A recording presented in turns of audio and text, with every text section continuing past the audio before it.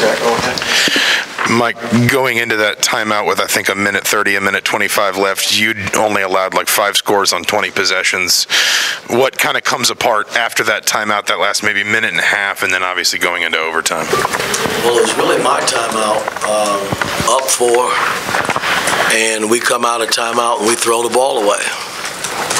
And that's kind of what triggered it. I thought it gave them hope again. You know, I mean, if we come out of that possession at least shooting 2 free throws, or at least attempting a shot, it eats into the clock. I mean, we didn't even eat into the clock. We threw it away trying to feed it inside, and then they came down and we fouled. And then the last possession before it went into overtime, I mean, I thought with 15 on the clock, we played as well as we could play it, and then, you know, we lost our man, you know, at Liddell at the rim, man, and he was able to dunk it and send it to overtime, man. That's probably the biggest possession of the game. To specifically talk about the last two offensive possessions for you guys, you decided not to call a timeout on either one of those, but what did you kind of want to see there? Did you like the idea of just letting them play it out? No, I mean, that had no bearing on it. I mean, you reaching right there. You know, we were up. They were up, I think, 5 or 6 at the time. When X got the tech and took him out of the game, I thought Miller got a great look at a 3 that we ran full court coming up.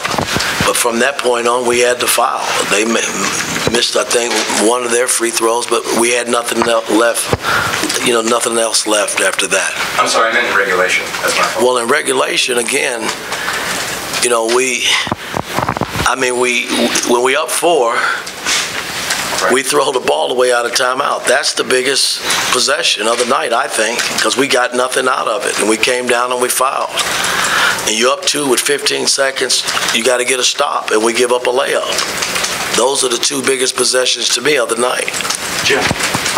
Coach, you mentioned trying to teach these guys to win games like this, at Wisconsin, at Syracuse. What is it that is the difference between winning these games and losing these games? I mean, we got to get them over the hump, man. I mean, I wish I had the magic pill to get them over the hump right now, because again, we're right there. I can't fault effort. You know, they played hard tonight, and you know, got back in it and put ourselves in a great position. But again, you know, in winning close games, you got to do everything right. And you can't come out of a timeout up 4 and throw it away.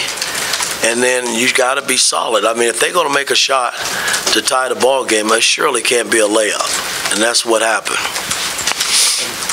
Yeah, obviously you're shorthanded at the point guard position. Your thoughts on Xavier Johnson's decision-making throughout the game and in overtime? Well, some of the shots he took? I thought he played well. I mean, I can't fault Xavier. I mean, you know, he was fighting, you know, pretty much the whole game. I mean, he made some good plays, some bad plays. It's a part of it. But, you know, I'm not sitting here complaining about being shorthanded. I thought we competed well enough to win the game.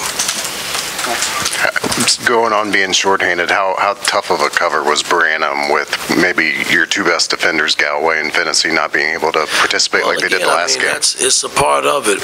You know, I mean, you know, I thought Miller at one time was playing him well, but hey, he got away. I mean, and he made plays, and you know, we had no answer for him. I mean, I thought early on we played him pretty good, but as the game wore on, I don't know if the fatigue set in or what, but he was the guy that they went to, and we couldn't get the stops that we needed to get.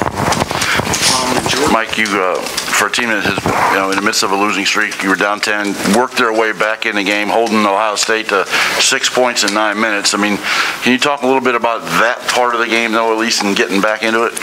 Well, again, guys, our defense has been solid all year. I mean, it's put us in the position where we could possibly win games. And, you know, again, I'm not putting it on the players. As a coach, I've always put it on myself. I got to learn and help these guys get over the hump. I mean, yeah, I didn't play the last play where we gave up the layup or I didn't throw the ball away when we were up up 4, but I got to mentally somehow get these guys to understand time score situations and being comfortable and making plays down the stretch. You know, that's how you win basketball games. Mike, it's the 5th loss in a row, and you talked just a little bit about it, but the demeanor of the team is, and you're going home to play Maryland, but how do you get over the hump and mentally with these guys? Well, we were four losses coming into the night, George, and this team is not quitting, you know, by any means. I mean, if you think that, then I think you're watching the wrong game tonight. I mean, these guys came and they competed. And unfortunately, I wasn't able to get them, you know, over the hump. So, I mean, we go back now. We got Maryland, which we played them early on, and we got to go home and try to get our mojo back. You know what I mean? That's what it's all about. I mean, we got to find a win somewhere. So we're feeling good about ourselves. And we'll got 2 days to prepare and see where we are from there. Last question, Adam. Mike, I think Ohio State scored on 8 of its first 9 possessions in the second half to open that 11-point lead. And then you mentioned your defense. How were you able to start affecting them, their offense at that point in the game to where they went so long without scoring when they had done it so well? Well, I thought, you know, I mean, we started making catches tough. You know, they just couldn't get good looks. And, you know, they missed a couple of good looks at the rim, but I just thought our defense was solid to get us back where we were able to take the lead. And I don't know if fatigue set in coming down the stretch, but we couldn't really get the stops I thought we needed to get. And that 15 seconds don't get no bigger than that, man. I mean, I thought we had played the play as well as you could play it. We just got lost on the backside, and I had 2 guys leaving the rim, and one of the guys that was left open was Liddell. And I mean, it just, when I looked at it before I came in, it was just something that shouldn't have happened. But, you know, you can blame it on fatigue or just not used to being in this position.